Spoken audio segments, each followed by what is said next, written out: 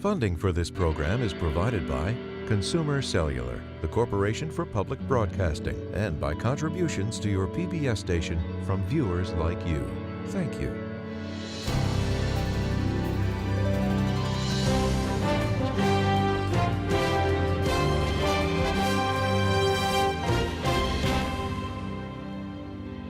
Good evening, I'm Judy Woodruff, and welcome to the PBS NewsHour special uninterrupted coverage of the final presidential debate of this 2020 election. In just a few moments, President Donald Trump and former Vice President Joe Biden will be on stage at the Curb Event Center on the campus of Belmont University in Nashville, Tennessee.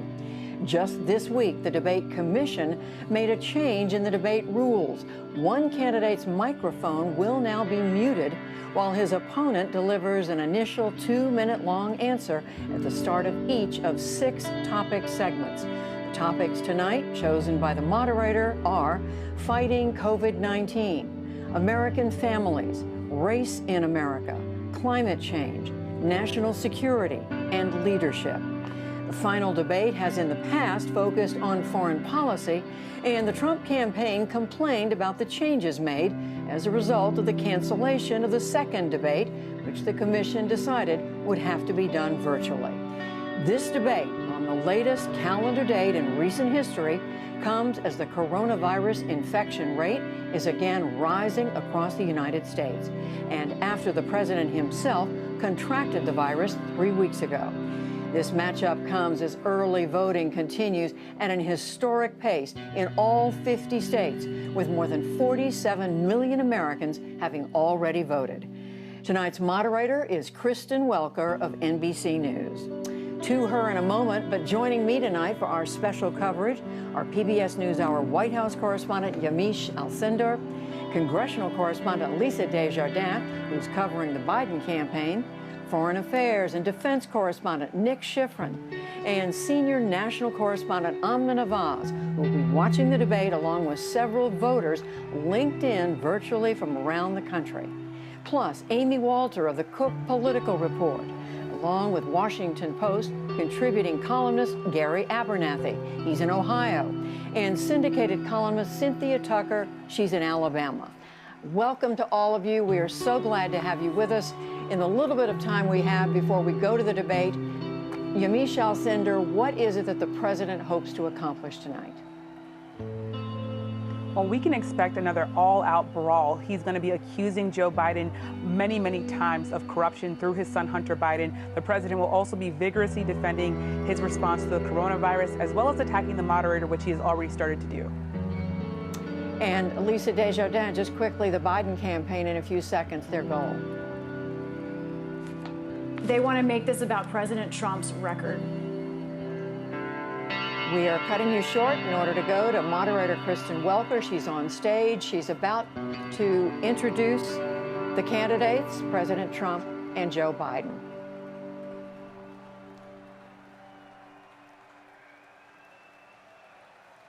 Good evening from Belmont University in Nashville, Tennessee. I'm Kristen Welker of NBC News, and I welcome you to the final 2020 presidential debate between President Donald J. Trump and former Vice President Joe Biden. Tonight's debate is sponsored by the Commission on Presidential Debates.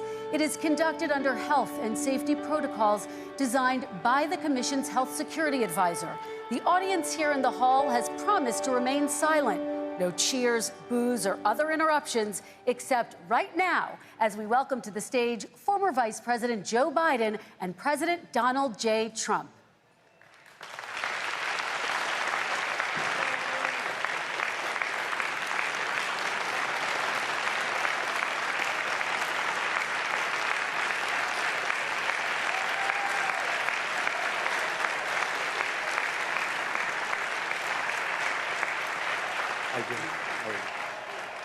And I do want to say a very good evening to both of you. This debate will cover 6 major topics. At the beginning of each section, each candidate will have 2 minutes uninterrupted to answer my first question. The debate commission will then turn on their microphone only when it is their turn to answer, and the commission will turn it off exactly when the 2 minutes have expired. After that, both microphones will remain on, but on behalf of the voters, I'm going to ask you to please speak one at a time. The goal is for you to hear each other and for the American people to hear every word of what you both have to say. And so with that, if you're ready, let's start. And we will begin with the fight against the coronavirus. President Trump, the first question is for you. The country is heading into a dangerous new phase. More than 40,000 Americans are in the hospital tonight with COVID, including record numbers here in Tennessee. And since the two of you last shared a stage, 16,000 Americans have died from COVID. So please be specific. How would you lead the country during this next stage of the coronavirus crisis? 2 minutes, uninterrupted. So, as you know, 2.2 million people modeled out were expected to die. We closed up the greatest economy in the world in order to fight this horrible disease that came from China. It's a worldwide pandemic. It's all over the world. You see the spikes in Europe and many other places right now. If you notice, the mortality rate is down 85%. The excess mortality rate is way down and much lower than almost any other country.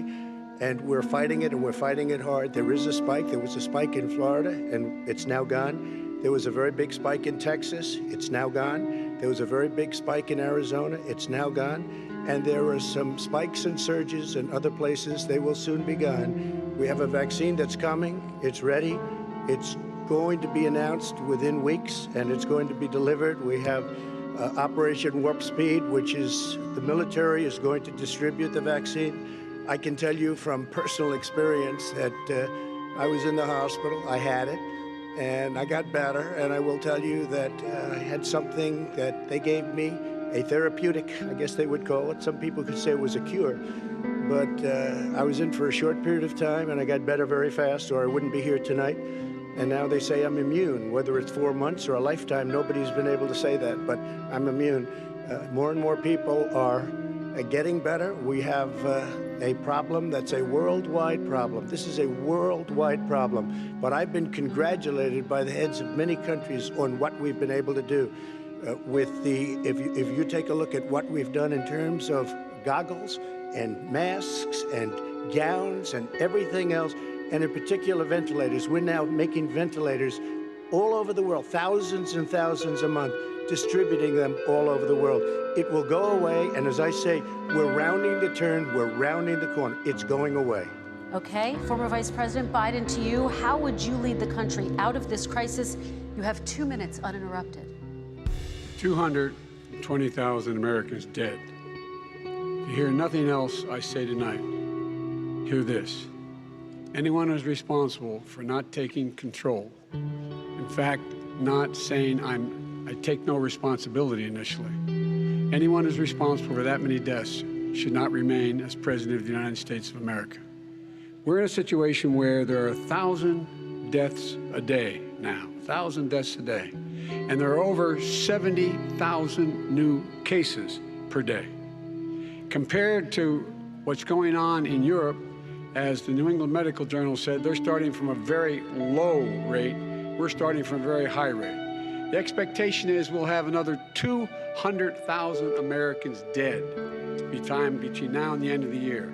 If we just wore these masks, the President's own advisors have told him, we could save 100,000 lives. And we're in a circumstance where the President thus far and still has no plan, no comprehensive plan. What I would do is make sure we have everyone encouraged to wear a mask all the time. I would make sure we move in the direction of rapid testing, investing in rapid testing. I would make sure that we set up national standards as to how to open up schools and open up businesses so they can be safe and give them the wherewithal, the financial resources to be able to do that. We're in a situation now where the New England Medical Journal, one of the most serious journals in the whole world, said for the first time ever that the way this president has responded to this crisis has been absolutely tragic. And so, folks, I will take care of this. I will end this. I will make sure we have a plan. President Trump, I'd like to follow up with you in your comments. You talked about taking a therapeutic. I assume you're referencing Regeneron. You also said a vaccine will be coming within weeks. Yes. Is that a guarantee? No, it's not a guarantee, but it will be by the end of the year. But I think it has a good chance. There are two companies, I think, within a matter of weeks, and it will be distributed very quickly. Can you tell us which companies? Johnson & Johnson is doing very well. Moderna is doing very well. Pfizer is doing very well, and we have numerous others. Then we also have others that we're working on very closely with other countries, in particular Europe. Let me follow up with you, and because this is new information, you have said a vaccine is coming soon, within weeks now. Your own officials say it could take well into 2021 at the earliest for enough Americans to get vaccinated. And even then, they say the country will be wearing masks and distancing into 2022. Is your timeline realistic? No, I think my timeline is going to be more accurate. I don't know that they're counting on the military the way I do, but we have our generals lined up, one in particular that's the head of logistics, and this is a very easy distribution for him. He's ready to go as soon as we have the vaccine, and we expect to have 100 million vials.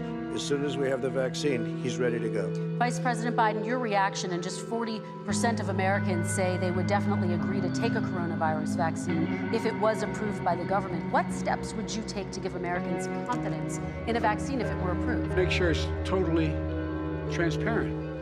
Have the scientists of the world see it, know it, look at it, go through all the processes. And by the way, this is the same fellow who told you this is going to end by Easter last time. This is the same fellow who told you that, don't worry, we're going to end this by the summer. We're about to go into a dark winter, and he has no clear plan, and there's no prospect that there's going to be a vaccine available for the majority of the American people before the middle of next year. President Trump, your reaction, he says you have no plan. We're going to have a dark winter at all. We're opening up our country. We've learned and studied and understand the disease, which we didn't at the beginning. When I closed and banned China from coming in heavily infected, and then ultimately Europe, but China was in January. Months later, he was saying I was xenophobic. I did it too soon. Now he's saying, oh, I should have, moved quicker. But he didn't move quicker. He was months behind me, many months behind me. And frankly, he ran the H1N1 swine flu, and it was a total disaster, far less lethal, but it was a total disaster. Had that had this kind of numbers, 700,000 people would be dead right now, but it was a far less lethal disease. Look, his own person who ran that for him, who, as you know, was his chief of staff, said it was catastrophic, it was horrible, we didn't know what we were doing. Now he comes up and he tells us how to do this. Also, everything that he said about the way, every single move that he said we should make, that's what we've done. We've done all of it. But he was way behind us. Vice President Biden, your response. My response is he is xenophobic, but not because he shut down access from China. And he did it late after 40 countries had already done that. In addition to that, what he did, he made sure that we had 44 people that were in there in China trying to get to Wuhan to determine what exactly the source was. What did the president say in January? He said, no, he said, he's being transparent. The president of China is being transparent. We owe him a debt of gratitude. We have to thank him. And then what happened was we started talking about using the Defense Act to make sure we go out and get whatever is needed out there to protect people. And again, I go back to this. He had nothing. He did virtually nothing. And then he gets out of the hospital and he talks about, don't worry, it's all going to be over soon. Come on.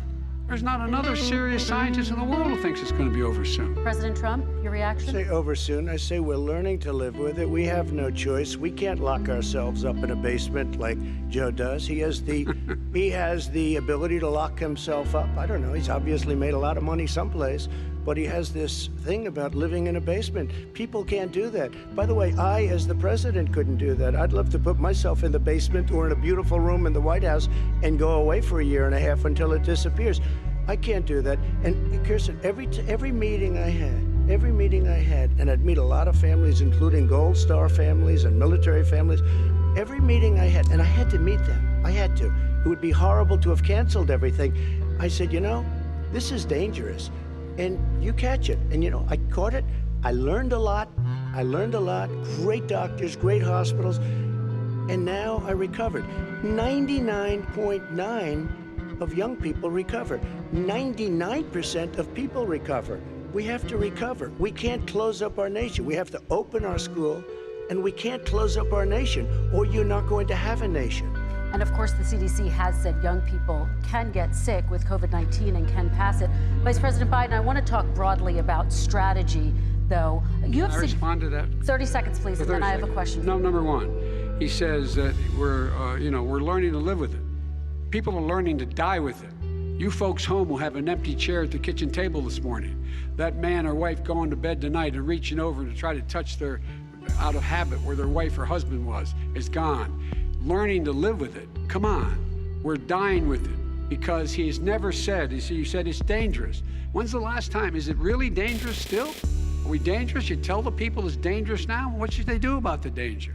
And you say, I take no responsibility. Let me talk about your two. Excuse me, I take full responsibility. It's not my fault that he came here. It's China's fault. And you know what? It's not Joe's fault that he came here either. It's China's fault. They kept it from going into the rest of China for the most part, but they didn't keep it from coming out to the world, including Europe and ourselves. Vice President Biden. The fact is that when we knew it was coming, when it hit, what happened? What did the president say? He said, don't worry, it's going to go away. Be gone by Easter. Don't worry. The warm weather. Don't worry. Maybe inject bleach. He said he was kidding when he said that, but a lot of people thought it was serious. A whole range of things the president has said. Even today, he thinks we are in control. We're about to lose 200,000 more people. President Trump. Look, perhaps just to finish this, I was kidding on that, but just to finish this, when I closed, he said I shouldn't have closed. And that went on for months. Nancy Pelosi said the same thing. She was dancing on the streets in Chinatown in San Francisco. But when I closed, he said, this is a terrible thing, you're xenophobic. I think he called me racist even, and because I was closing it to China. Now he says I should have closed it earlier. It just, Joe, it doesn't work. I didn't say either of those things. You certainly did. You certainly did. I talked about his xenophobia in a different context. It wasn't about closing the border to Chinese coming to the United States. All right, I want to talk about both of your different strategies to handling He thought this. I shouldn't have closed the border. Well, That's obvious. Do you want to respond to that quickly, Vice President No. Biden? Okay. Let's talk about your different strategies toward dealing with this. Mr. Vice President, you suggested you would support new shutdowns if scientists recommended it. What do you say to Americans who are fearful that the cost of shutdowns, the impact on the economy, the higher rates of hunger, depression, domestic and substance abuse outweighs the risk of exposure to the virus? What I would say is I'm going to shut down the virus, not the country. It's his ineptitude that caused the country to have to shut down in large part. Why businesses have gone under, why schools are closed, why so many people have lost their living, and why they're concerned. Those other concerns are real. That's why he should have been, instead of in a sand trap at his golf course, he should have been negotiating with Nancy Pelosi and the rest of the Democrats and Republicans about what to do about the acts they were passing for billions of dollars to make sure people had the capacity. But you haven't ruled out more shutdowns. Well, no, I'm not shutting down the name, but there are, look, you need standards. The standard is if you have a reproduction rate in a community that's above a certain level, everybody says, slow up, more social distancing, do not open bars and do not open gymnasiums, do not open until you get this under control, under more control. But when you do open, give the people the capacity to be able to open and have the capacity to do it safely. For example, schools. Schools, they need a lot of money to open. They need to deal with ventilation systems. They need to deal with smaller classes, more teachers, more pods. And he's refused to support that money, or at least up to now. Let's talk about schools. President Trump, I think we have to respond, if I might. Please, and then I have a follow-up. Thank you, and I appreciate that. Look, all he does is talk about shutdowns, but forget about him. His Democrat governors, Cuomo in New York, you look at what's going on in California, you look at Pennsylvania, North Carolina, Democrats all, they're shut down so tight, and they're dying. They're dying. And he supports all these people. All he talks about is shutdowns. No, we're not going to shut down, and we have to open our schools. And it's like, as an example, I have a young son. He also tested positive. By the time I spoke to the doctor the second time, he was fine. It just went away. Young people. I guess it's their immune system. Let me follow up with you, President Trump. You've demanded schools open in person and insist they can do it safely. But just yesterday, Boston became the latest city to move its public school system entirely online after a coronavirus spike. What is your message to parents who worry that sending their children to school will endanger not only their kids, but also their teachers and families? I want to open the schools. The transmittal rate to the teachers is very small, but I want to open the schools. We have to open our country. We're not going to have a country. You can't do this. We can't keep this country closed. This is a massive country with a massive economy. People are losing their jobs. They're committing suicide. There's depression, alcohol, drugs at a level that nobody's ever seen before. There's abuse, tremendous abuse. We have to open our country. You know, I've said it often, the cure cannot be worse than the problem itself. And that's what's happening. And he wants to close down, he'll close down the country if one person in our massive bureaucracy says we should close it down. Vice President Biden, your response. Simply not true. We ought to be able to walk and chew gum at the same time. We ought to be able to safely open, but they need resources to open. You need to be able to, for example, if you're going to open a business, have social distancing within the business. You need to have, if you have a restaurant, you need to have plexiglass dividers so people cannot infect one another. You need to be in a position where you can take testing rapidly and know whether a person is in fact infected. You need to be able to trace. You need to be able to provide all the resources that are needed to do this. And that is not inconsistent with saying that what we're going to make sure that we open safely. And by the way, all you teachers out there, not that many of you are going to die, so don't worry about it. Come on. President Trump, let me follow up with you quickly. By the way, I will say this. If you go and look at what's happened to New York, it's a ghost town. It's a ghost town. And when you talk about plexiglass, these are restaurants that are dying. These are businesses with no money. Putting up plexiglass is unbelievably expensive, and it's not the answer. I mean, you're going to sit there in a cubicle wrapped around with plastic. These are businesses that are dying, Joe. You can't do that to people. You just can't. Take a look at New York and what's happened to my wonderful city for so many years. I loved it. It was vibrant. It's dying. Everyone's leaving New York. Take a look at what New York has done in terms of turning the curve down in terms of the number of people dying. And I don't look at this in terms of the way he does. Blue states and red states. They're all the United States. And look at the states that are having such a spike in the coronavirus. They're the red states. They're the states in the Midwest. They're the states in the upper Midwest. That's where the spike is occurring significantly. But they're all Americans. They're all Americans. And what we have to do is say, wear these masks, number one. Make sure we get the help that the businesses need that has money's already been passed to do that. It's been out there since the beginning of the summer, and nothing's happened. President, New York has lost more than 40,000 people, 11,000 people in nursing homes. President Trump, what about... When you say spike, take a look at what's happening in Pennsylvania, where they've had it closed. Take a look at what's happening with your friend in Michigan, where her husband's the only one allowed to do anything. It's been like a prison. Now it was just ruled unconstitutional. Take a look at North Carolina. They're having spikes, and they've been closed. And they're getting killed financially. We can't let that happen, Joe. You can't let that happen. We have to open up.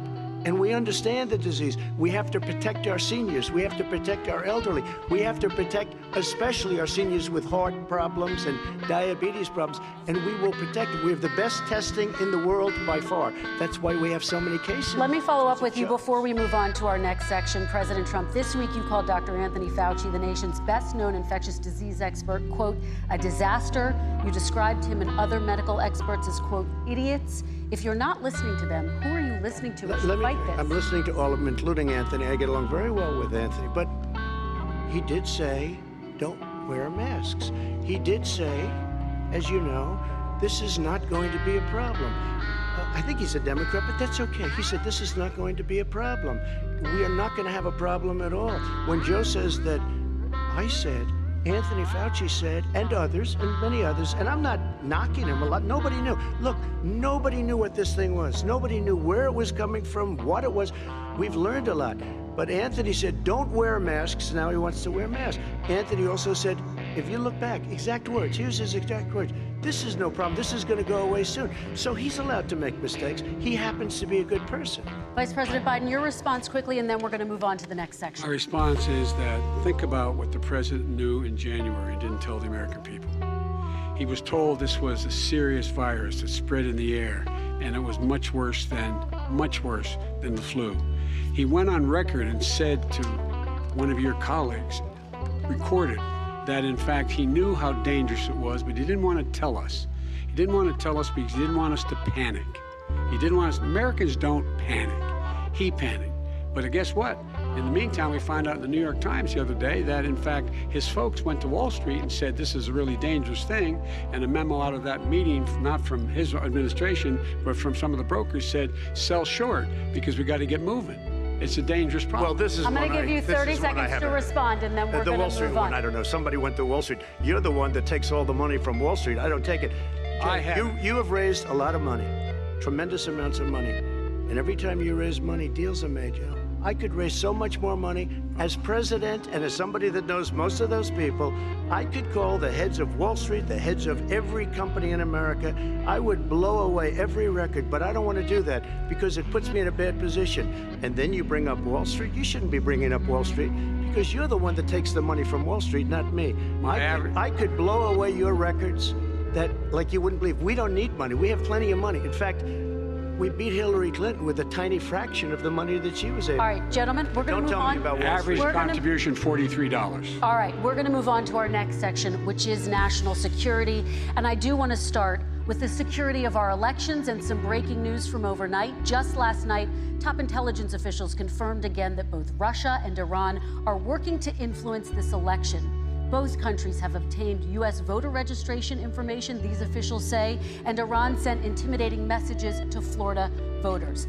This question goes to you, Mr. Vice President. What would you do to put an end to this threat? You have 2 minutes uninterrupted. I made it clear, and I ask everyone else to take the pledge. I made it clear that any country, no matter who it is, that interferes in American elections will pay a price. They will pay a price. It's been overwhelmingly clear this election, I won't even get into the last one, this election, that Russia has been involved, China has been involved to some degree, and now we learn that Iran is involved. They will pay a price if I'm elected. They're interfering with American sovereignty. That's what's going on right now. They're interfering with American sovereignty. And to the best of my knowledge, I don't think the president said anything to Putin about it. I don't think he's talking to him a lot. I don't think he said a word. I don't know why he hadn't said a word to Putin about it.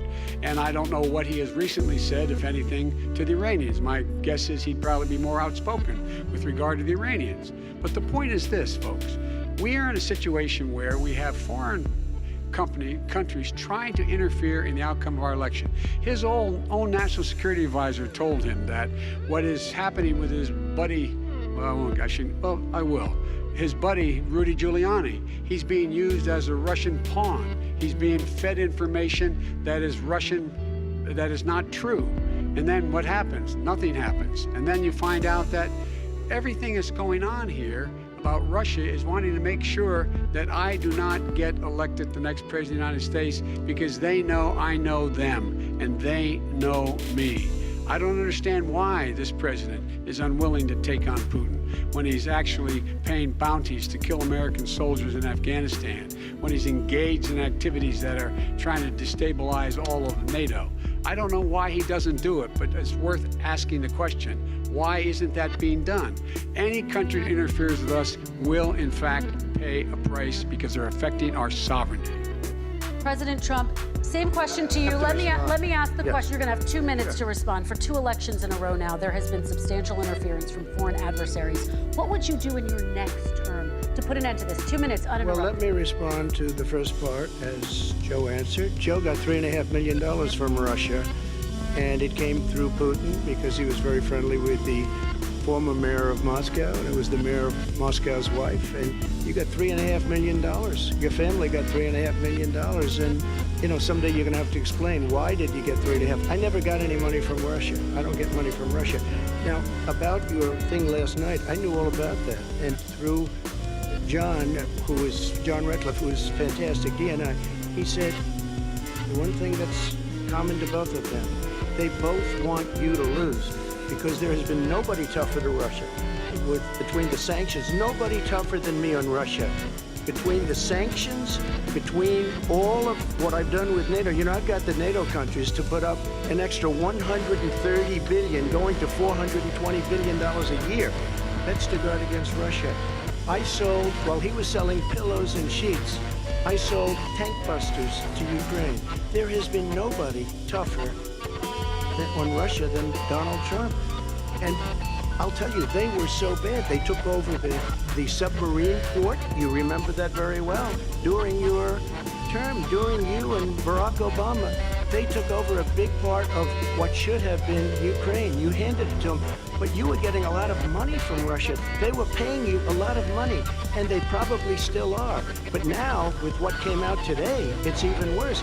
All of the emails, the horrible emails of the kind of money that you were raking in, you and your family. And Joe, you were vice president when some of this was happening, and it should have never happened. And I think you owe an explanation to the American people. Why is it? Somebody just had a news conference a little while ago who was essentially supposed to work with you and your family, but what he said was damning. And regardless of me, I think you have to clean it up and talk to the American people. Maybe you can do it right now. Vice President Biden, you may respond. And then I do want to follow up on the election security. I have not taken a penny from any foreign source ever in my life. We learned this president paid 50 times the tax in China, has a secret bank account with China, does business in China, and in fact is talking about me taking money. I have not taken a single penny from any country whatsoever, ever. Number one. Number two, this is a president, I have released all of my tax returns, 22 years, go look at them, 22 years of my tax return. You have not released a single solitary year of your tax return. What are you hiding? Why are you unwilling? The foreign countries are paying you a lot. Russia's paying you a lot. China's paying you a lot. And your hotels and all your businesses all around the country, all around the world. And China's building a new road to a new a golf course you have overseas. So what's going on here? Why don't release your tax return or stop talking about corruption? President Trump, your response. First of all, I called my accountants, underwrote it. I'm going to release them as soon as we can. I want to do it, and it'll show how successful, how great this company is. But much more important than that, people were saying $750. I asked them a week ago, I said, what did I pay? They said, sir, you prepaid tens of millions of dollars. I prepaid my tax. Tens over the last number of years. Tens of millions of dollars I prepaid. Because at some point they think it's an estimate. They think I may have to pay tax. So I already prepaid it. Nobody told me that. Did your accountant Nobody tell told you that. Excuse them? me. And it wasn't written whenever they write this. They keep talking about $750, which I think is a filing fee. But let me just tell you, I prepaid millions and millions of dollars in taxes. Number one. Number two, I don't make money from China. You do. I don't make money from Ukraine. You do. I don't make money from Russia. You made $3.5 million, Joe, and your son gave you. They even have a statement that we have to give 10% to the big man. You're the big man, I think. I don't know, maybe you're not, but you're the big man, I think. Your son said we have to give 10% to the big man. Joe, what's that all about? It's terrible. All right, gentlemen, I want to ask you both some questions about all of this, but I'm going to let you both respond very quickly. You just said you spoke to your accountant about potentially releasing your taxes. Did he tell you when you can release them? Do you have a deadline for when you're going to release them? I get treated worse than the Tea Party got treated. Because I have a lot of people in there, deep down in the IRS, they treat me horribly. We made a deal, it was all settled until I decide to run for president.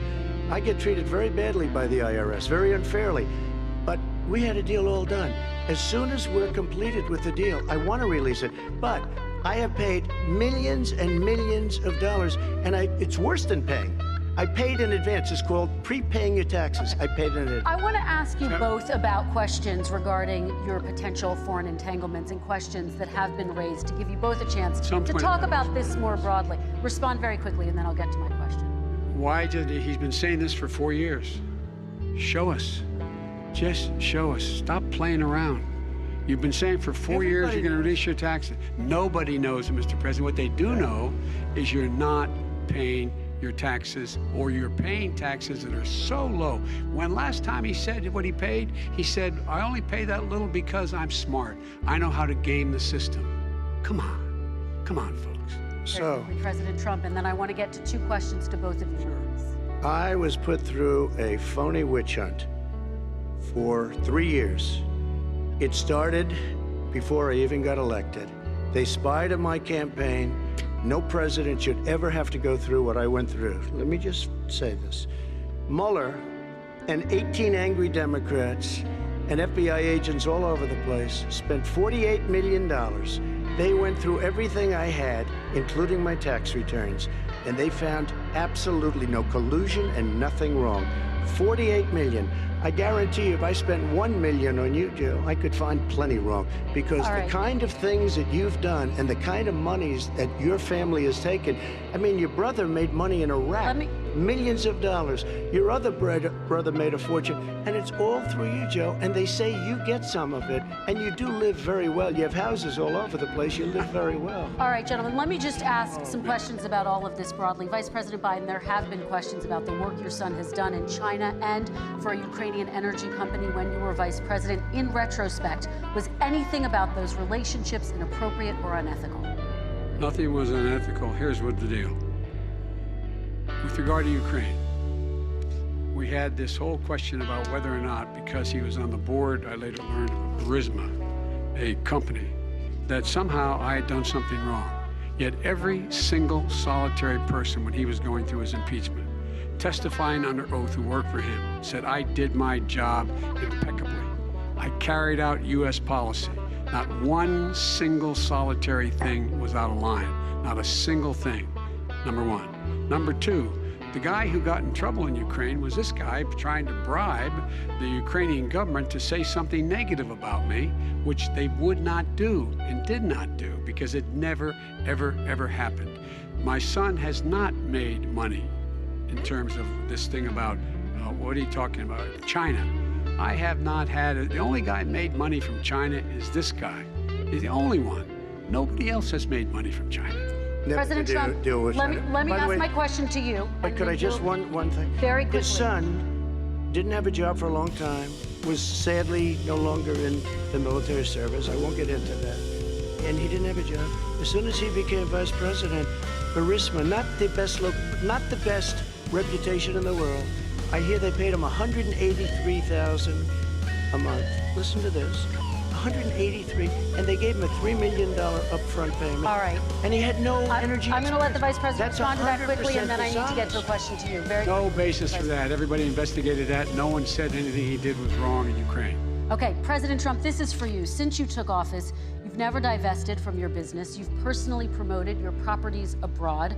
A report this week, which was referenced, does indicate that your company has a bank account in China. So how can voters know that you don't have any foreign conflicts of interest? I have many bank accounts, and they're all listed, and they're all over the place. I mean, I was a businessman doing business. The bank account you're referring to, which is, everybody knows about it, it's listed. The bank account was in 2013. That's what it was. It was open to do. It was closed in 2015, I believe. And then I decided, because I was thinking about doing a deal in China like millions of other people.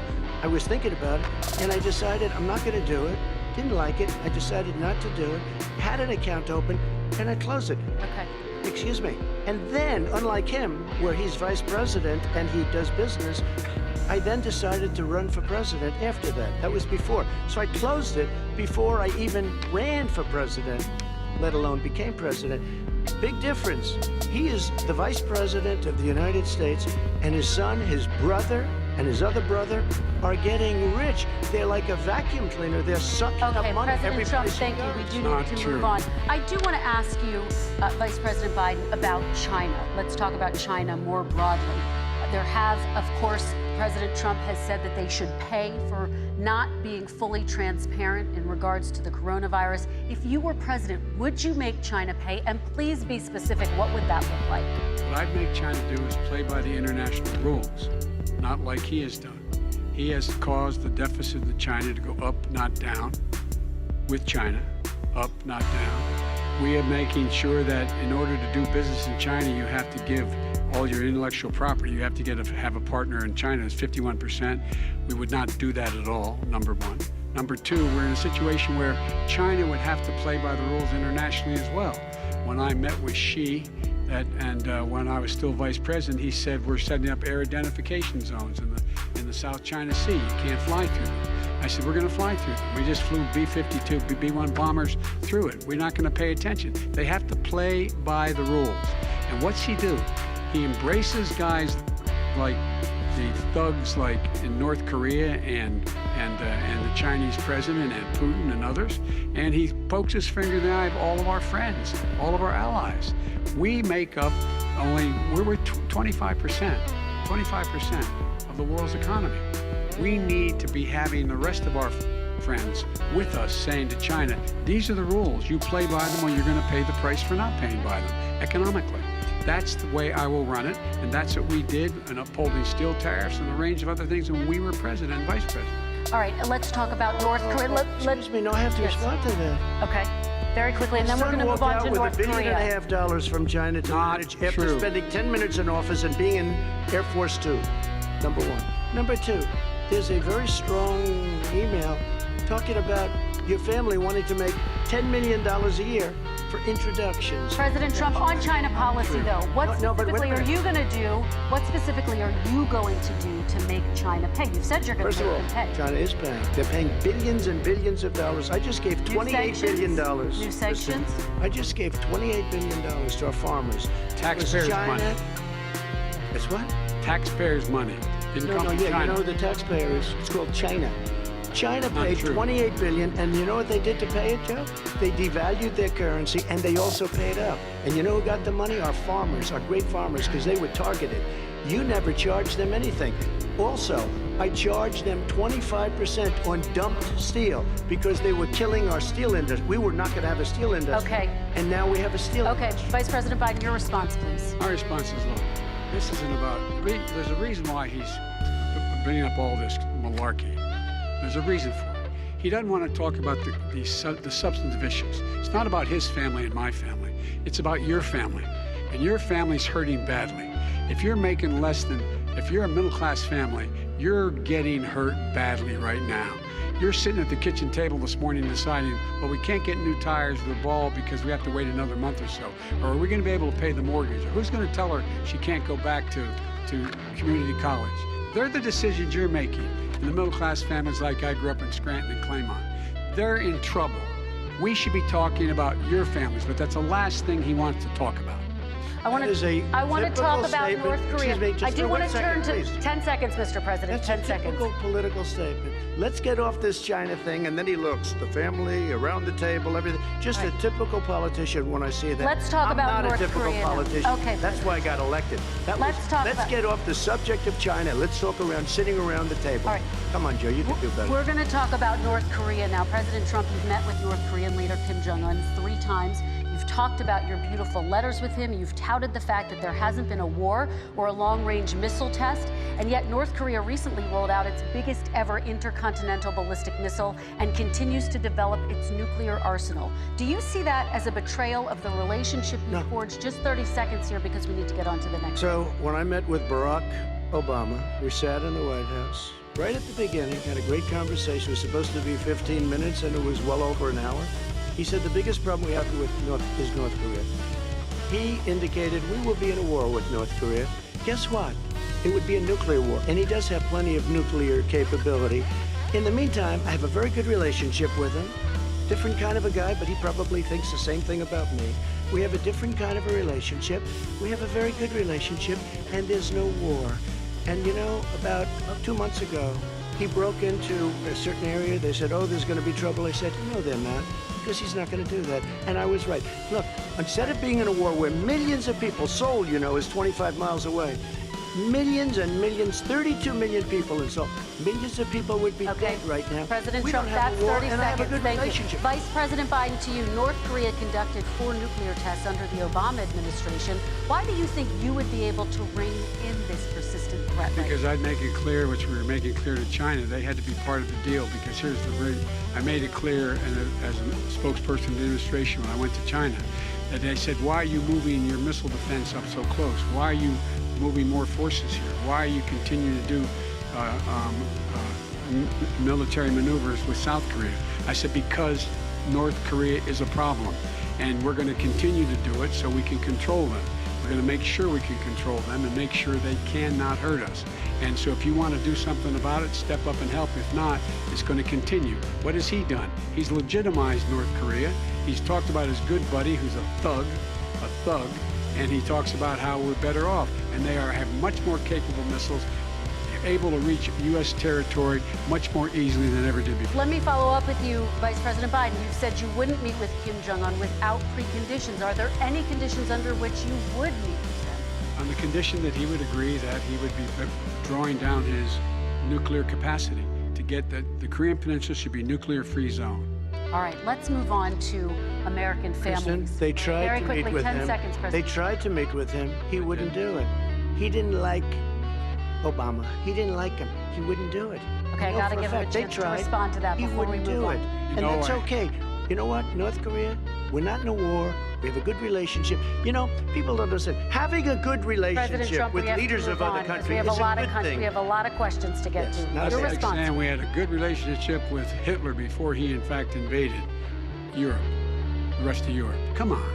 The reason he would not meet with President Obama is because President Obama said, we're going to talk about denuclearization. We're not going to legitimize you, and we're going to continue to put stronger and stronger sanctions on you. That's why he wouldn't meet with us. All right, And let's it didn't move happen. on. Let's Excuse move on me. and talk about He left American me a families. mess, Kristen. President Trump, okay, we do They need to move left on. me a mess.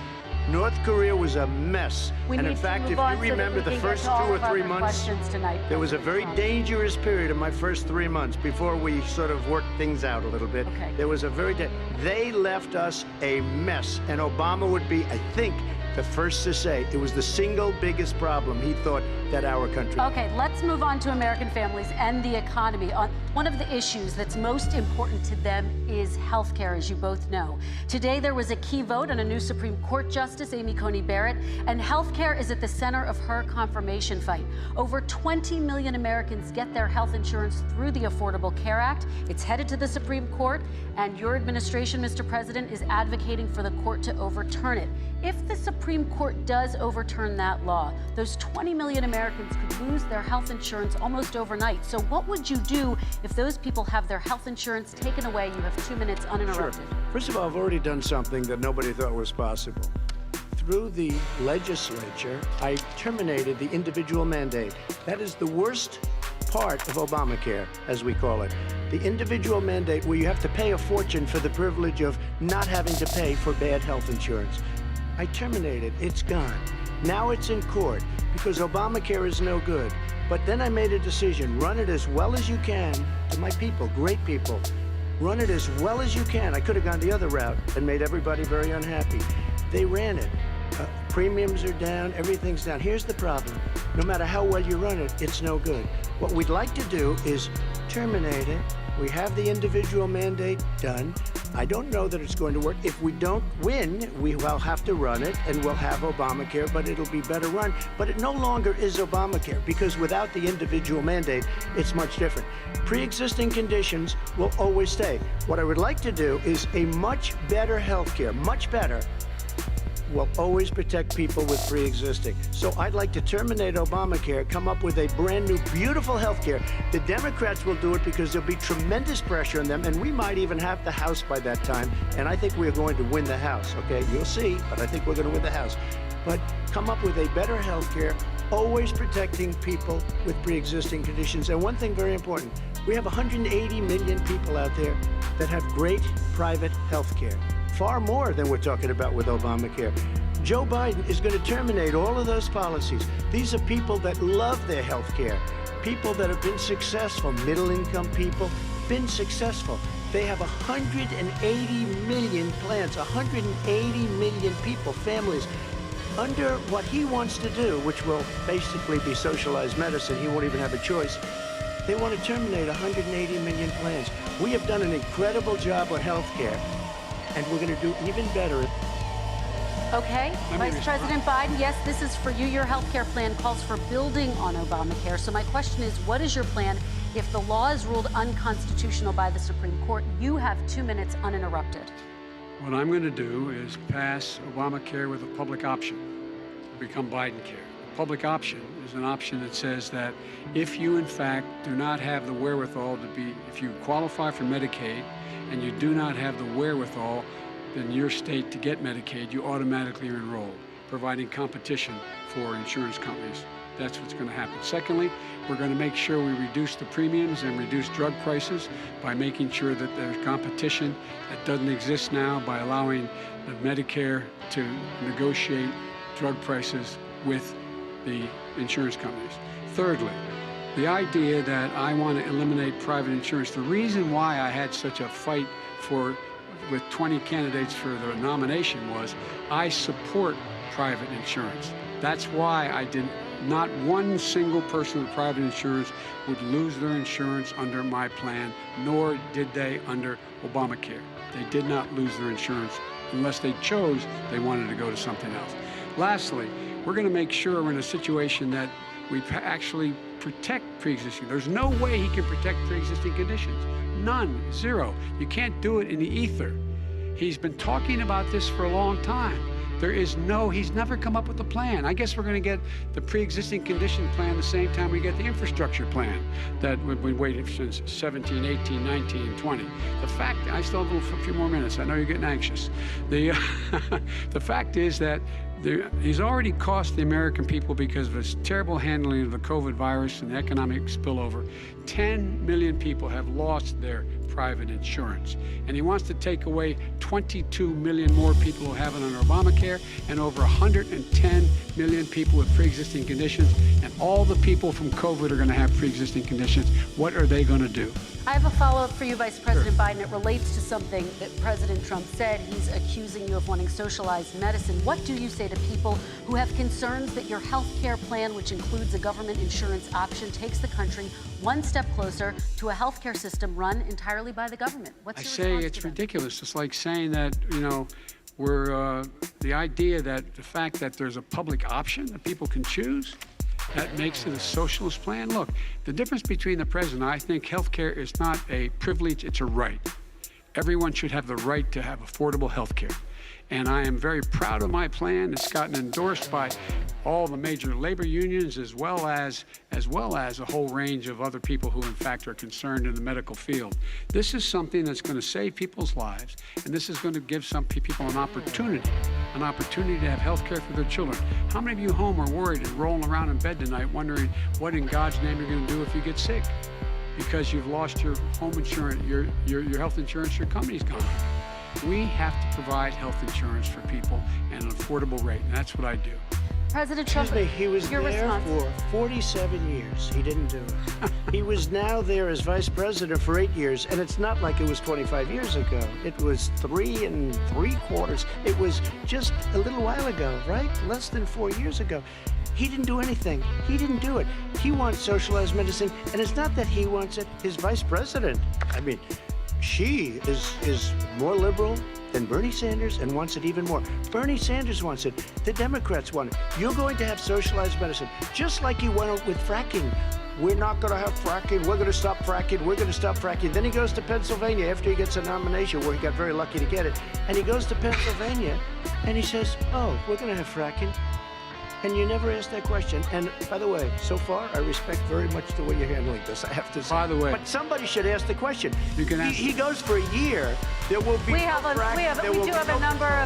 number of topics. No, but that's a big question. We're going to get to. It's the same thing with socialized I have medicine. to respond. Vice President, your response, please. My response is people deserve to have affordable health care, period.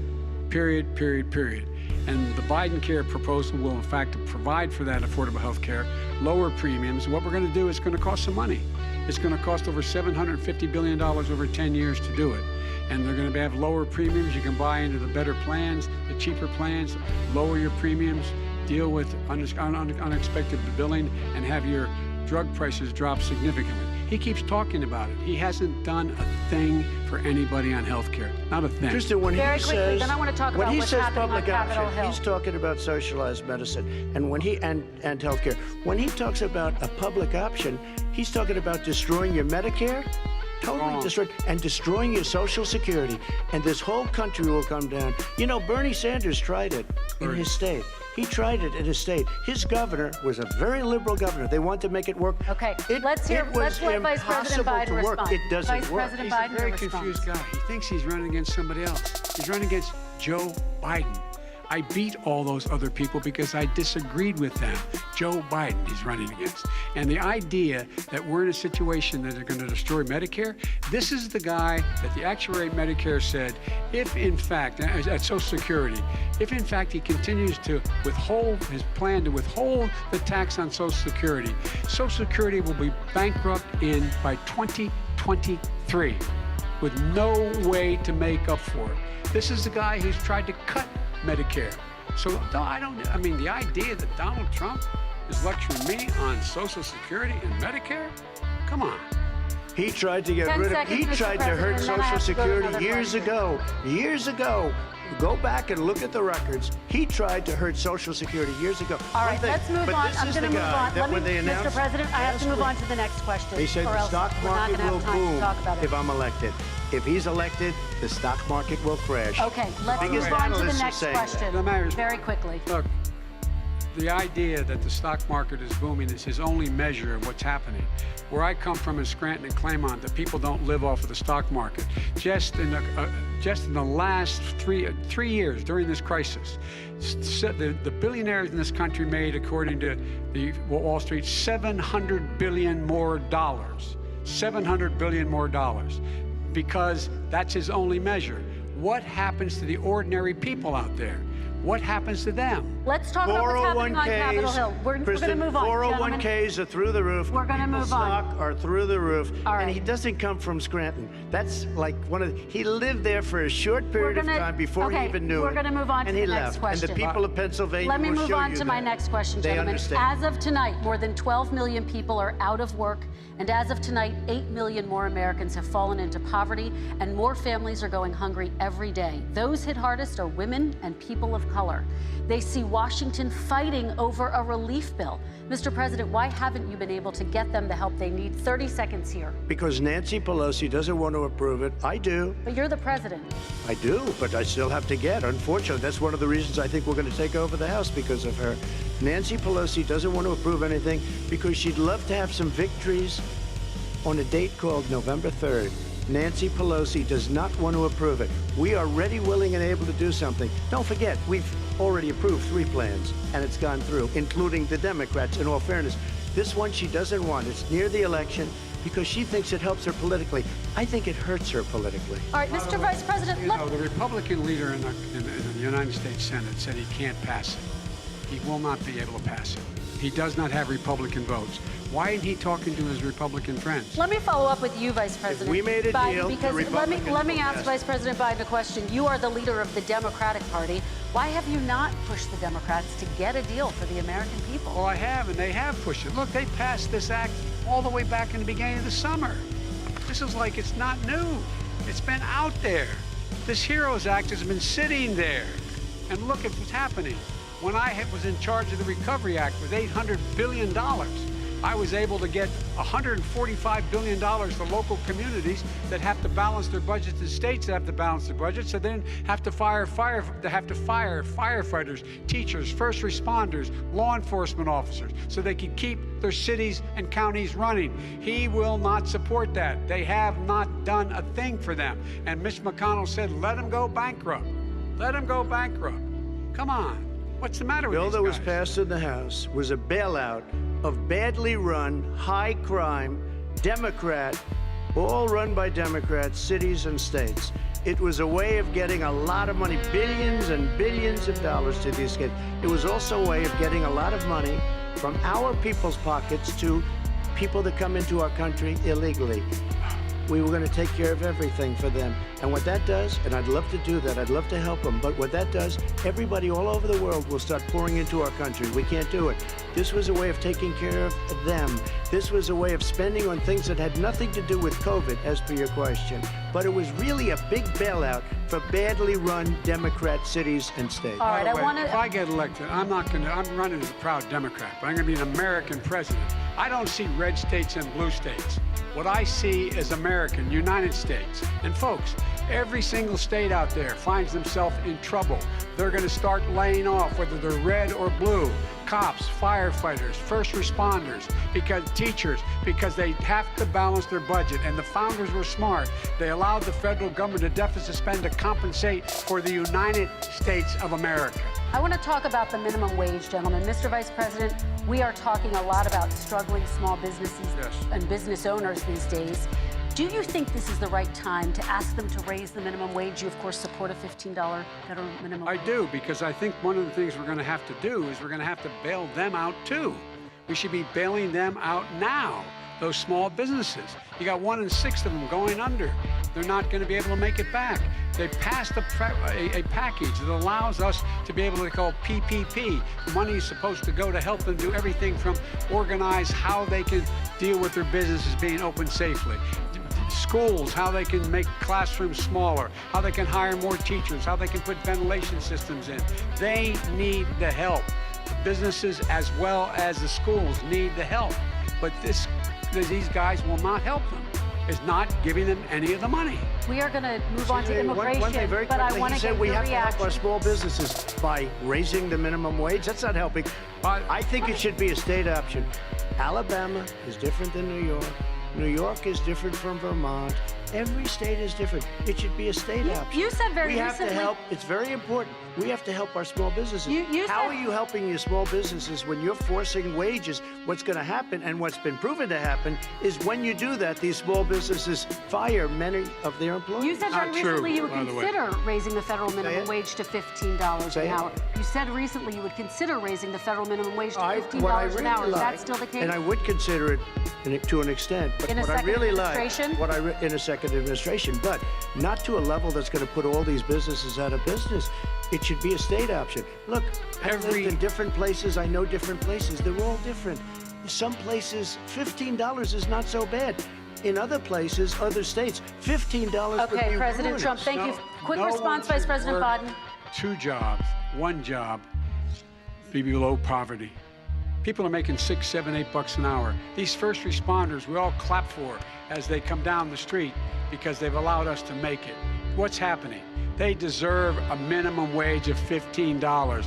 Anything below that puts you below the poverty level. And there is no evidence that when you raise the minimum wage, businesses go out of business. That is simply not true. We're going to talk about immigration. We're going to talk about immigration now, gentlemen, and we're going to talk about families within this context. Mr. President, your administration separated children from their parents at the border, at least 4,000 kids. You've since reversed your zero-tolerance policy, but the United States can't locate the parents of more than 500 children. So how will these families ever be reunited? Children are brought here by coyotes and lots of bad people, cartels, and they're brought here, and they used to use them to get into our country.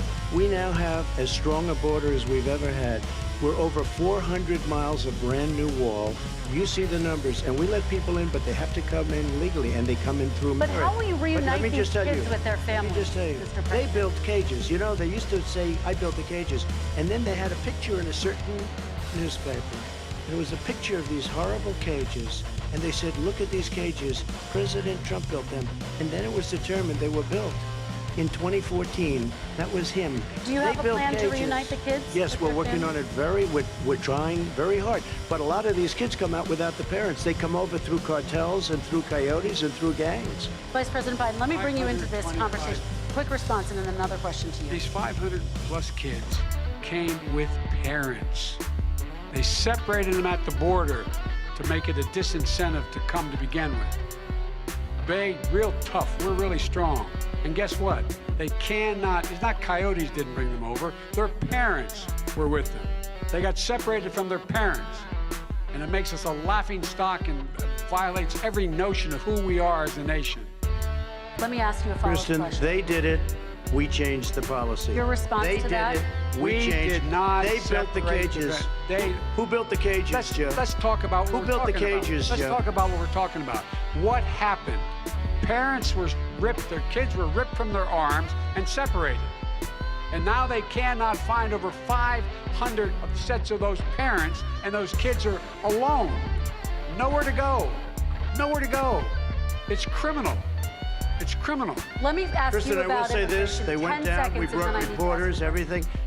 They are so well taken care of. They're in facilities that were so clean. But some of and them have haven't gotten been such good. reunited But with just their ask families. one question.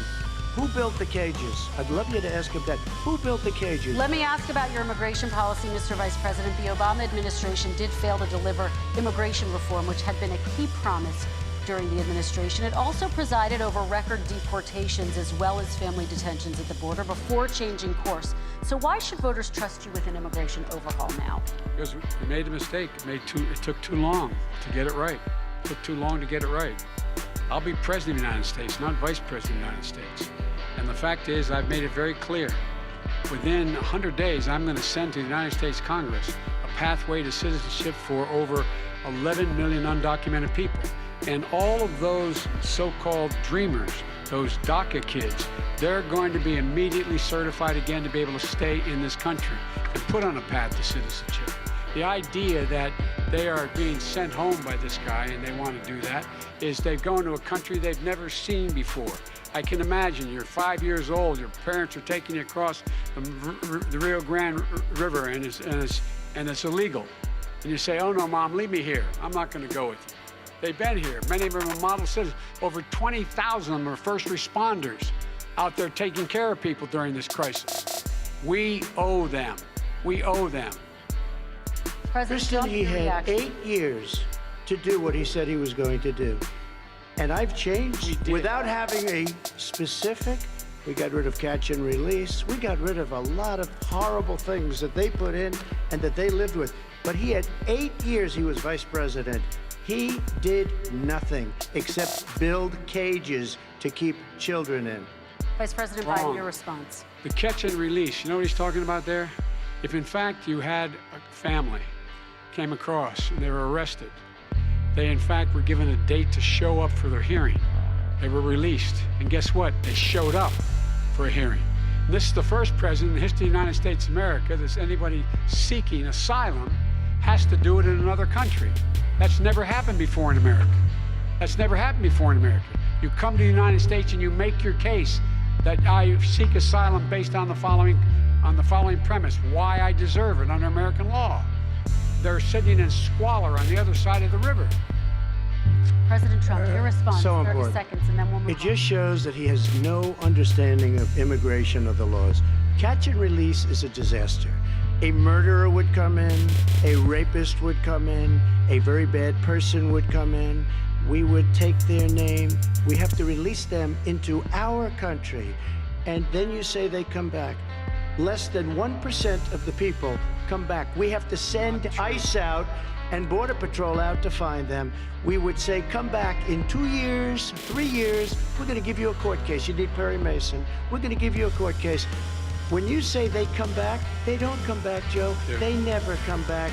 Only the really, I hate to say this, but those with the lowest IQ, they might come back. Okay, President Very, Trump, let's very give few. Vice President Biden a chance to respond, and then we're going to move on to the You next don't know section. the law, Joe. Vice President Biden, your response. Know the law, what he's telling you is simply not true. Well, check it out. They don't come back. Check it out.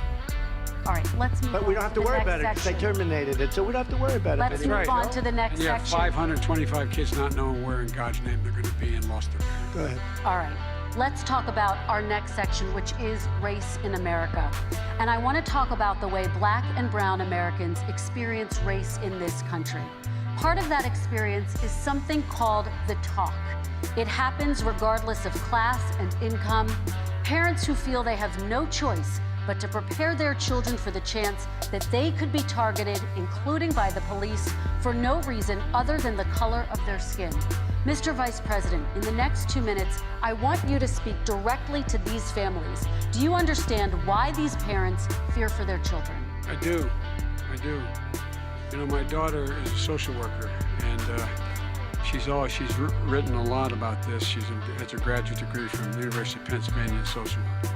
And you know, one of the reasons why I ended up working on the east side of Wilmington, Delaware, which is 90% African American, was to learn more about what was going on. What I never had to tell my daughter, if she's pulled over, make sure she puts, for a traffic stop, put both hands on top of the wheel and don't reach for the glove box because someone may shoot you. But a black parent, no matter how wealthy or how poor they are, has to teach their child, when you're walking down the street, don't have a hoodie on when you go across the street.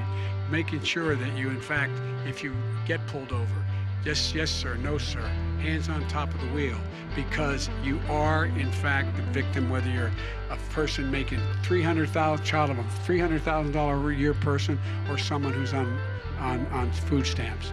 The fact of the matter is, there is institutional racism in America. And we have always said, we've never lived up to it, that we hold these truths to be self-evident. All men and women are created equal. Well, guess what? We have never, ever lived up to it, but we've always constantly been moving the needle further and further to inclusion, not exclusion. This is the first president to come along and says, that's the end of that. We're not going to do that anymore. We have to provide for economic opportunity, better education, better health care, better access to schooling, better access to opportunity to borrow money to start businesses. All the things we can do, and I've laid out a clear plan as to how to do those things, just to give people a shot. It's about accumulating the ability to have wealth as well as it is to be free from violence. President Trump, same question to you, and let me remind you of the question. I would like you to speak directly to these families. Do you understand why these parents fear for their children? Yes, I do. And again, he's been in government 47 years. He never did a thing except in 1994 when he did such harm to the black community. And they were called, and he called them super predators. And he said that. He said it, super predators. And they kept never lived that down. 1994, your crime bill, the super predators. Nobody has done more for the black community than Donald Trump. And if you look, with the exception of Abraham Lincoln, possible exception, but the exception of Abraham Lincoln, nobody has done what I've done. Criminal justice reform, Obama and Joe didn't do it. I don't even think they tried because they had no chance at doing it.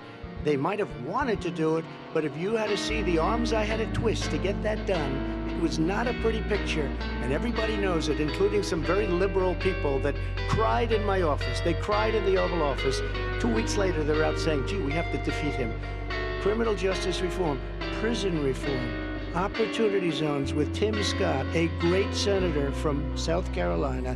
He came in with this incredible idea for opportunity zones. It's one of the most successful programs. People don't talk about it. Tremendous investment is being made. Biggest beneficiary, the black and Hispanic communities, and then historically black colleges and universities. After 3 years of coming to the office, I love some of those guys. They were great. They came into the office and they said, I said, what are you doing? After 3 years, I said, why do you keep coming back? Because we have no funding. I said, you don't have to come back every year. We have to come back because President Obama would never give them long-term funding, and I did. 10-year long-term funding, and I gave them more money than they asked for because they said, I think you need more. And I said, the only bad part about this is I may never see you again because I got very friendly with them, and they like me and I like them, but I saved it. Colleges and universities. Okay, and we're going to talk about both of your records, but your response to that, Vice President? My response to that is I never, ever said what you accused me of saying. The fact of the matter is, in 2000, though, after the crime bill had been in the law for a while, this is the guy who said, the problem with the crime bill, there's not enough people in jail. There's not enough people in jail. And go on my website, get the quote, the date when he said it, not enough people. He talked about marauding gangs, young gangs, of people who are going to maraud our cities. This is a guy who in the Central Park five innocent black kids, he continued to push for making sure that they got the death penalty. None of them were guilty of the crimes they were suggested. Look, and talk about granted, he did in fact let 20 people, he commuted 20 people's sentences. We commuted over 1,000 people's sentences. Over 1,000. The very law he's talking about is a law that, in fact, initiated by Barack Obama. And secondly, we're in a situation here where the federal prison system was reduced by 38,000 people under our administration. And one of these things we should be doing, there should be no minimum mandatories in the law. That's why I'm offering $20 billion to states to change their state laws to eliminate minimum mandatories and set up drug courts. No one should be going to jail because they have a drug problem. They should be going to rehabilitation, not to jail. We should fundamentally change the system, and that's what I'm going to do. But why didn't he do it 4 years ago? Why didn't you do that 4 years ago, even less than that? Why didn't you do it? You were vice president. You keep talking about all these things you're going to do, and you're going to do this. But you were there just a short time ago, and you guys did nothing. We did. You know, Joe, I ran because of you. I ran because of Barack Obama, because you did a poor job. If I thought you did a good job, I would have never run.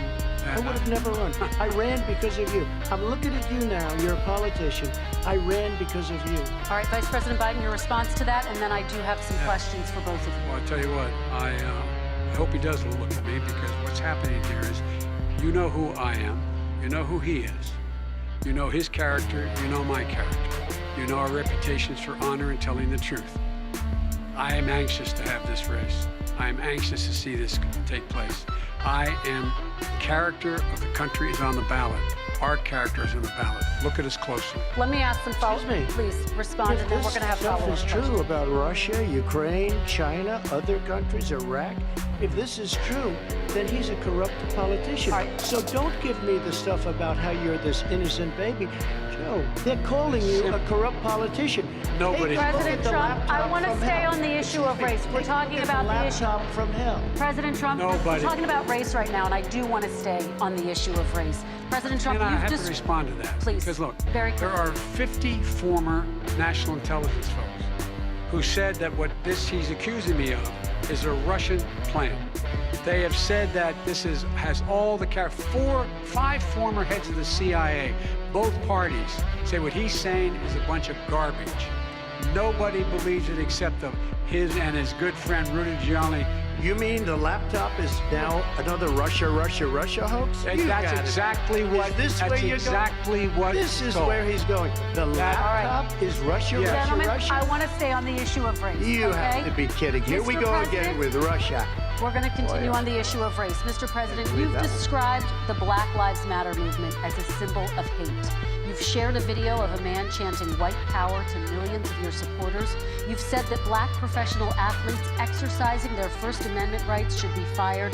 What do you say to Americans who say that kind of language from the president is contributing to a climate of hate and racial strife? Well, you have to understand, the first time I ever heard of Black Lives Matter, they were chanting pigs in a blanket, talking about police. Pigs, talking about our police.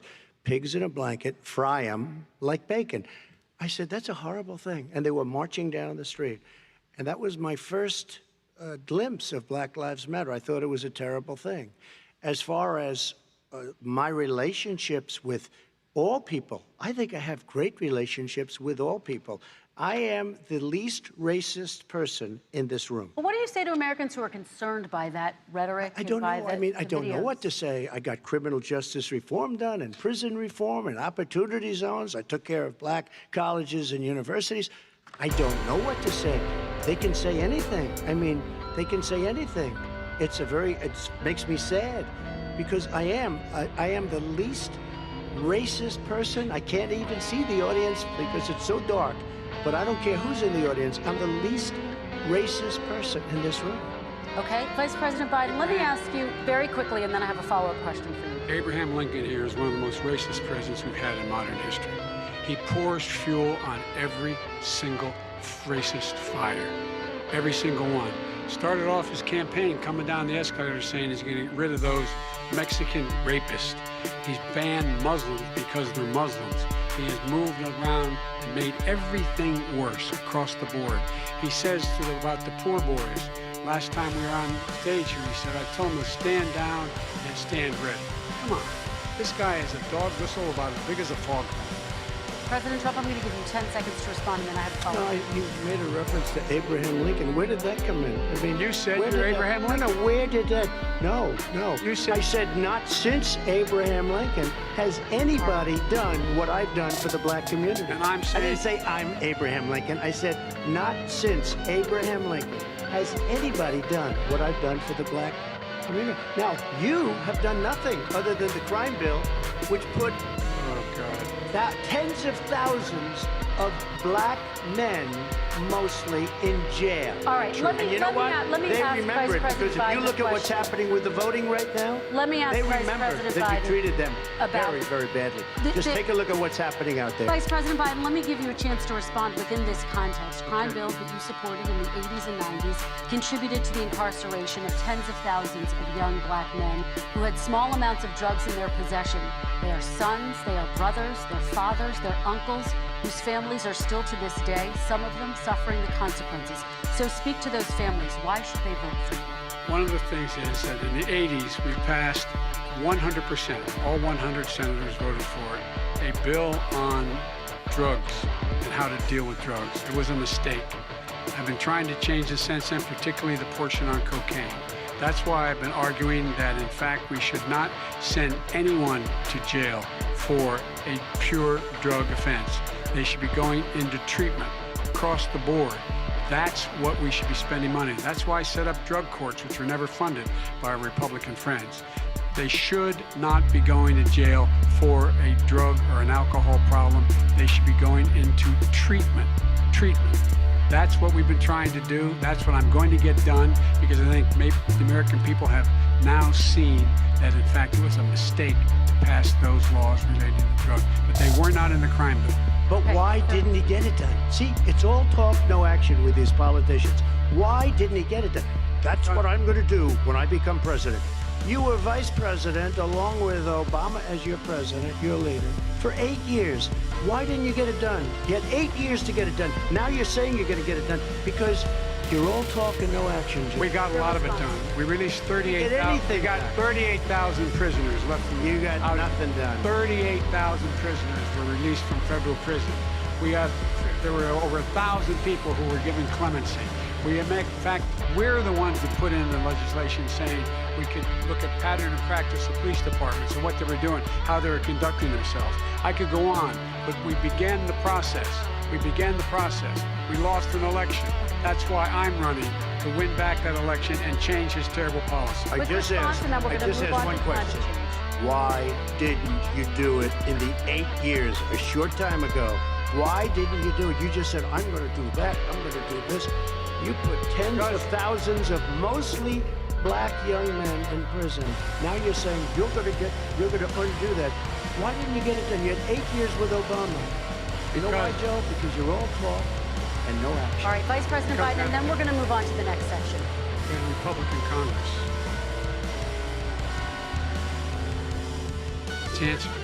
Okay. You got to talk them into it, Joe. All right. You got to talk them into it. We're going to move on to our next section. Like I which did with is criminal climate justice change. reform. I had Okay. to talk Democrats into it. Gentlemen, we're running out of Done. time, so we got to get on to climate change, please.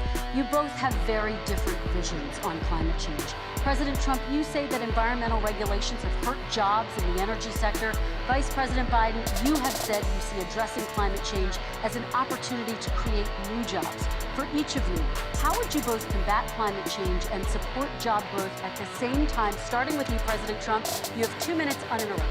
So we have the Trillion Trees program. We have so many different programs. I do love the environment, but what I want is the cleanest, crystal clear water, the cleanest air. We have the best, lowest number in carbon emissions, which is a big standard that I notice Obama goes with all the time. Not Joe. I haven't heard Joe use the term because I'm not sure he knows what it represents or means, but I have heard Obama use it. And we have the best carbon emission numbers that we've had in 35 years under this administration. We are working so well with industry, but here's what we can't do. Look at China, how filthy it is. Look at Russia. Look at India. It's filthy. The air is filthy. The Paris Accord, I took us out because we were going to have to spend trillions of dollars, and we were treated very unfairly. When they put us in there, they did us a great disservice. They were going to take away our businesses. I will not sacrifice tens of millions of jobs, thousands and thousands of companies because of the Paris Accord. It was so unfair. China doesn't kick in until 2030. Russia goes back to a low standard, and we kicked in right away. It would have destroyed our businesses. So, you ready? We have done an incredible job environmentally. We have the cleanest air, the cleanest water, and the best carbon emission standards that we've seen in many, many years. Vice President And we Biden. haven't destroyed our industries. Vice President Biden, 2 minutes to you, uninterrupted. Climate change, climate warming, global warming is an existential threat to humanity. We have a moral obligation to deal with it. And we're told by all the leading scientists in the world, we don't have much time. We're going to pass the point of no return within the next 8 to 10 years. 4 more years of this man eliminating all the regulations that were put in by us to clean up the climate, to limit the emissions, will put us in a position where we're going to be in real trouble. Here's where we have a great opportunity. I was able to get both all the environmental organizations as well as labor, people worried about jobs, to support my climate plan. Because what it does, it will create millions of new, good-paying jobs. We're going to invest in, for example, 50,000 charging stations on our highways so that we can own the electric car market in the future. In the meantime, China is doing that. We're going to be in a position where we're going to see to it that we're going to take 4 million existing buildings and 2 million existing homes and retrofit them so they don't leak as much energy, saving hundreds of millions of barrels of oil in the process and creating significant number of jobs. And by the way, the whole idea of what this is all going to do, it's going to create millions of jobs, and it's going to clean the environment. Our health and our jobs are at stake. That's what's happening.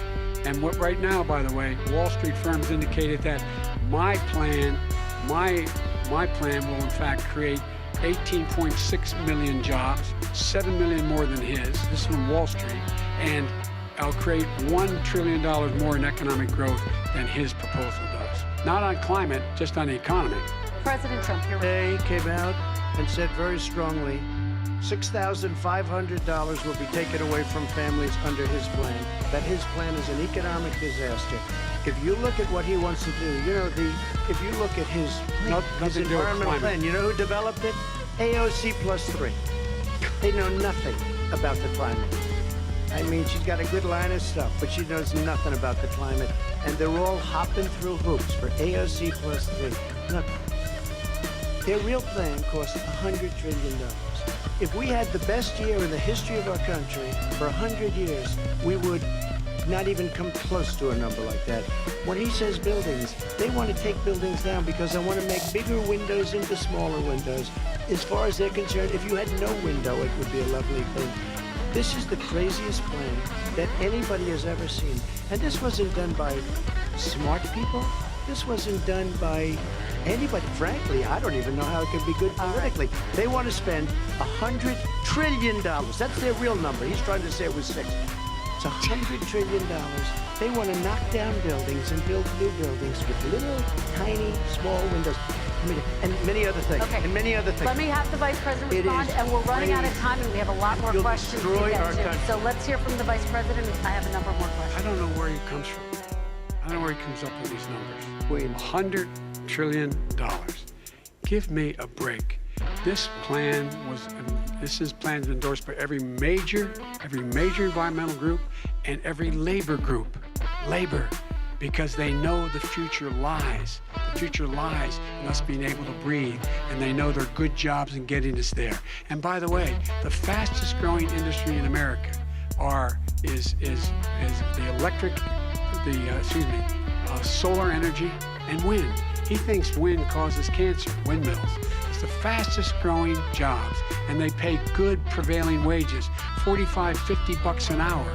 We can grow and we can be cleaner if we go the route I'm proposing. President Trump, please respond, and then I have some follow-up. We are energy independent for the first time. We don't need all of these countries that we had to fight war over because we needed their energy. We are energy independent. I know more about wind than you do. It's extremely expensive, kills all the birds, it's very intermittent, it's got a lot of problems, and they happen to make the windmills in both Germany and China. And the fumes coming up, if you're a believer in carbon emission, the fumes coming up to make these massive windmills is more than anything that we're talking about with natural gas, which is very clean. One other thing. Find me a scientist solar. who said that. I love solar, but solar doesn't quite have it yet. It's not powerful yet to really run our big, beautiful factories that we need to compete with the world. So False. It's all a pipe dream. But you know what we'll do? We're going to have the greatest economy in the world. But if you want to kill the economy, get rid of your oil industry. You want, and what about fracking? All right, Now let me allow Vice President Biden to respond. I never said I oppose fracking. You said it on tape. I did. Show the tape. Put it on your website. I'll put it on. Put it on the website. The fact of the matter is he's flat lying. Would you rule out banning fracking? I do rule out banning fracking because the answer we need other industries to transition to get to ultimately a complete zero emissions by 2025. What I will do with fracking over time is make sure that we can capture the emissions from the fracking, capture the emissions from gas. We can do that, and we can do that by investing money in doing it. But it's a transition to that. I have one more question in this pod, and then we have... He was against fracking. He said it. I will show that to you tomorrow. I am against fracking. Until he got the nomination, went to Pennsylvania, then he said, but you know what, Pennsylvania? He'll be against it very soon because his party is totally against it. Fracking on federal land, I said. No fracking and/or oil on federal land. Let me ask this final question in this section, and then I want to move on to our final section.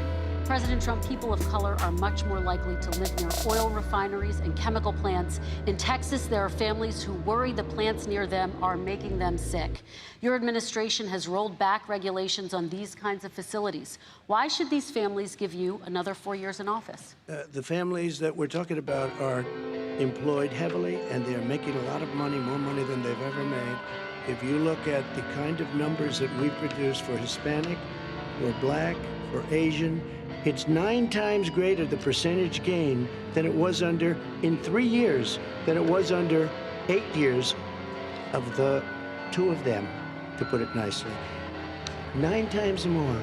Now, somebody lives, I have not heard the numbers or the statistics that you're saying, but they're making a tremendous amount of money economically. We saved it, and I saved it again a number of months ago when oil was crashing because of the pandemic. We saved it.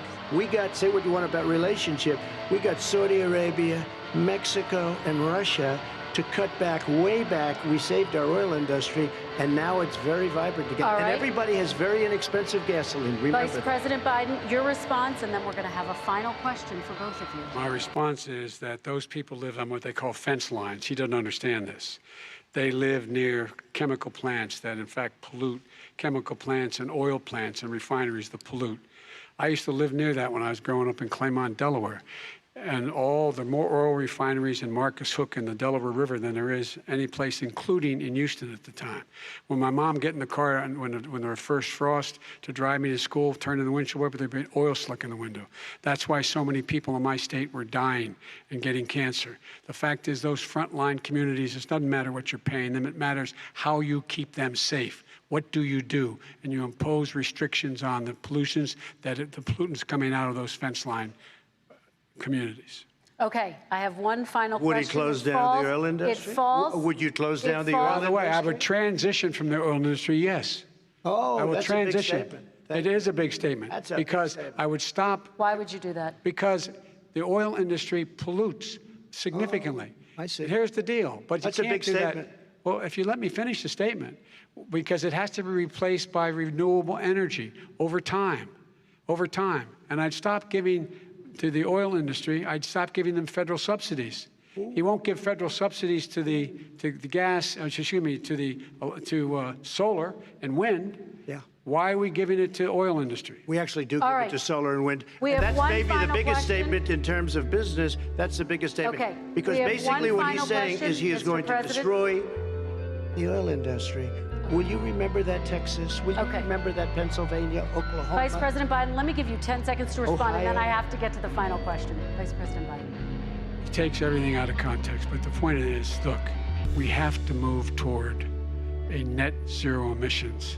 The first place to do that by the year 2035 is in energy production, by 2050 totally. All right. One Is he going final to get question China both to do of it? you. No, we're finished with Is this. he We going have to to get move on China to to our do it? final question. No, We have to I'm move going on to to our final rejoin Paris question. Accord and make China abide by what they agreed to. All right, That'll this cost you is $1 about trillion. leadership, gentlemen. And this first question does go to you, President Trump. Imagine this is your inauguration day. What will you say in your address to Americans who did not vote for you? You'll each have 1 minute, starting with you, Mr. We have to make our country totally successful as it was prior to the plague coming in from China. Now we're rebuilding it, and we're doing record numbers, 11.4 million jobs in a short period of time, etc. But I will tell you, go back. Before the plague came in, just before, I was getting calls from people that were not normally people that would call me. They wanted to get together. We had the best black unemployment numbers in the history of our country. Hispanic, women, Asian, people with diplomas, with no diplomas, MIT graduates, #1 in the class. Everybody had the best numbers. And you know what? The other side wanted to get together. They wanted to unify. Success is going to bring us together. We are on the road to success. But I'm cutting taxes, and he wants to raise everybody's taxes, and he wants to put new regulations on everything. He will kill it. If he gets in, you will have a depression, the likes of which you've never seen. Your 401ks will go to hell, and it'll be a very, very sad day for this country. All right. Vice President Biden, same question to you. What will you say during your inaugural address to Americans who did not vote for you? I will say, I'm an American president. I represent all of you, whether you voted for me or against me. And I'm going to make sure that you're represented. I'm going to give you hope. We're going to move. We're going to choose science over fiction. We're going to choose hope over fear. We're going to choose to move forward because we have enormous opportunities to make things better. We can grow this economy. We can deal with the systemic racism. And at the same time, we can make sure that our economy is being run and moved and motivated by clean energy, creating millions of new jobs. And that's the fact. That's what we're going to do. And I'm going to say, as I said at the beginning, what is on the ballot here is the character of this country.